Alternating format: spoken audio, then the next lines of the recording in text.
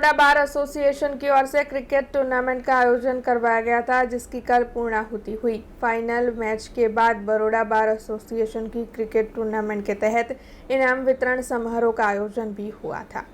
वकीलों का स्वास्थ्य अच्छा रहे, इसी आशय के साथ हर साल Baroda bar association cricket tournament का आयोजन करवाता है। तब इस साल भी बड़ौदा बार एसोसिएशन की ओर से क्रिकेट टूर्नामेंट आयोजित करवाई गई थी, जिसकी कल पूर्णाहुति हुई।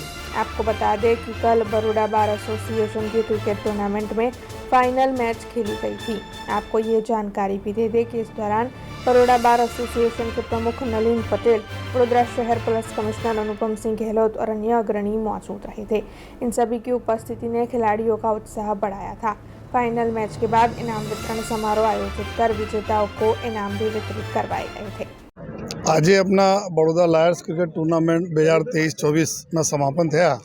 આમાં સૌપ્રથમ વિજેતા ટીમને ખૂબ ખૂબ શુભકામના અને તમામ 95 ટીમે જેમાં 80 ટીમો આપણા ભાઈઓની હતી અને 15 ટીમ આપણી जो बोले एकदम महिला सशक्तिकरण टीमों હતી અને બધા ટીમો જેટલી બી રમી છે 95 ટીમ તમામને અભિનંદન।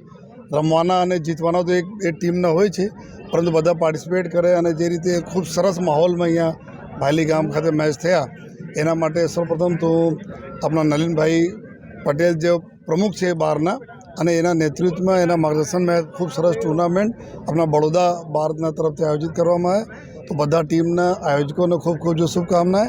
અને આ એક એવા ઇવેન્ટ હોય છે જ્યારે 95 ટીમ રમે તો આશરે તમે બોલો તો 1000થી વધારે જો પ્લેયરો રમતા હોય છે, તો એક તો આપસમાં ખૂબ ભાઈચારા પણ વધે છે, એકબીજાના મેલ મિલાપ બી થાય છે અને એક કોમ્પિટિટિવ માહોલ જો થાય છે અહીંયા જો પરિચય થાય છે આખી લાઈફ તો ખૂબ સરસ પરિચય જળવાય છે।